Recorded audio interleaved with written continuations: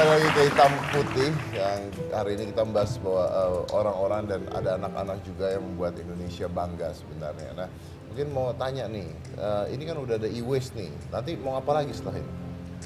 Aku mau maybe bikin box lebih banyak and then put di public space.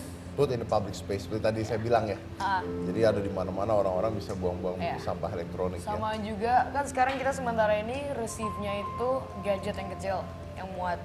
Aku juga mau bisa untuk receive yang gede seperti radio atau TV Oke, dan ya jadi boxnya lebih besar lagi dong artinya.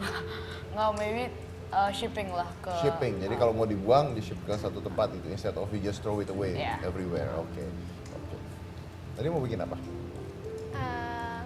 Kedepannya mungkin masih tetap nulis, terus lebih produktif lagi nerbitin buku, mungkin sampai gede kali ya. Sampai gede.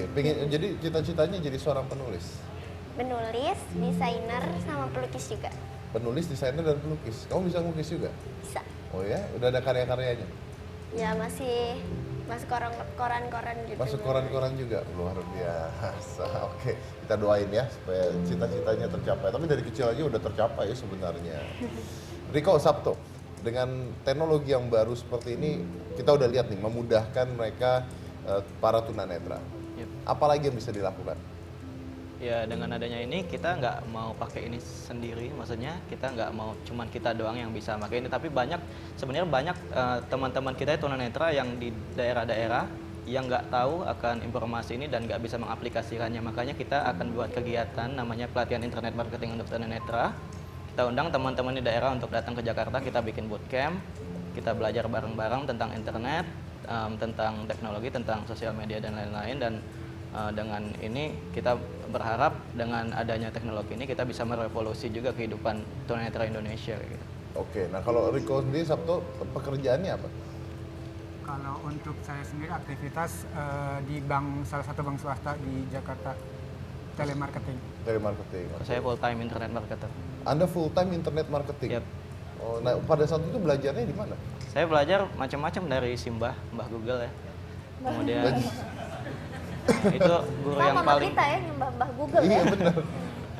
kemudian saya ikut online course juga macam-macam, dan kesulitannya ialah cara-cara yang diajarkan itu adalah cara untuk orang awas, dan saya berusaha bagaimana caranya untuk beradaptasi dan aplikasikannya ke apa yang saya bisa lakukan lewat komputer bicara. Oke, artinya Anda otodidak dong ya berarti ya? Bisa dibilang kayak gitu, walaupun untuk teori saya pasti tahu dari Masta Internet Marketing ya, tapi untuk pengaplikasiannya saya otodidak. Tapi ini menarik nih, jadi karena sekarang para tunanetra bisa menikmati internet juga dan mungkin mereka harus hire kamu karena kamu ngerti banget tentang mereka kan?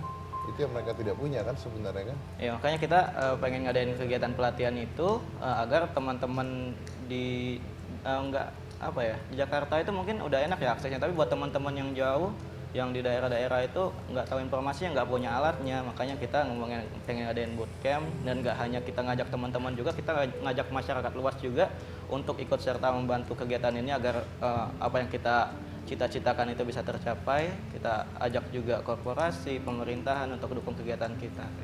Oke, baik.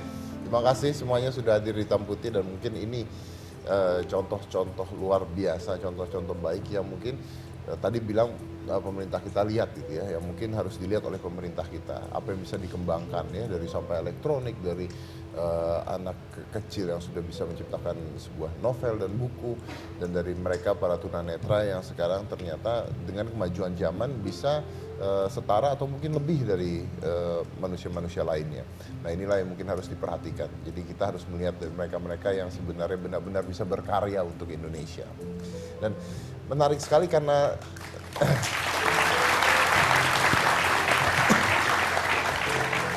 menarik sekali karena tadi di awal kita membuka dengan sebuah video di seminggu belakangan tentang anak-anak atau anak-anak muda yang mungkin bersifat dan bersikap tidak selayaknya.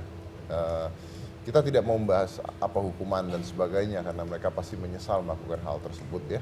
Tapi menariknya adalah mungkin kalau saya bandingkan era saya dengan era mereka sekarang, dulu itu pengajaran kita tuh lebih keras dibandingkan kalian yang lebih muda. Jadi kalau di zaman saya itu, nah ini menarik nih. Kalau di zaman saya itu, saya hidup dengan ayah, ibu, dan kakek saya gitu. Nah kalau saya sama kakek saya itu, kalau saya punya salah ya, itu saya disambutnya pakai rotan dulu. Bener-bener disambutnya pakai rotan. Jadi kalau saya pulang sekolah nangis karena digangguin anak-anak gitu ya, dibully gitu sama anak-anak, pulang sekolah nangis, bukan disayangin, bukan dikasihin, disabet pakai rotan gara-gara nangis gitu ya. Jadi udah jatuh ketiban tangga lagi. Jadi akhirnya saya harus belajar supaya tidak seperti itu. Nah, sekarang kita tahu dengan adanya HAM, terus hak asasi anak dan sebagainya, yang kita nggak boleh melakukan hal seperti harus diajak bicara baik-baik, harus diajak begini baik-baik. Saya setuju tapi dengan sebuah tanda tanya. Bagaimana cara mengajar anak-anak yang baik sebenarnya? Itu sebuah tanda tanya yang besar. Apakah kita harus menerapkan disiplin? Menurut saya iya. Karena terlihat contoh-contoh jeleknya banyak sekali ketika orang tua tidak mendisiplinkan anaknya.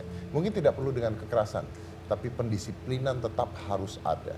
Karena disiplin membuat Anda berpikir sebelum Anda bertindak. Karena dengan disiplin, Anda akan mulai berpikir sebelum Anda bertindak. Jadi buat kita para orang tua, buat Anda para orang tua, mungkin kita harus bisa mendisiplinkan anak-anak kita dengan cara yang baik. Supaya mereka berpikir sebelum mereka melakukan sebuah tindakan.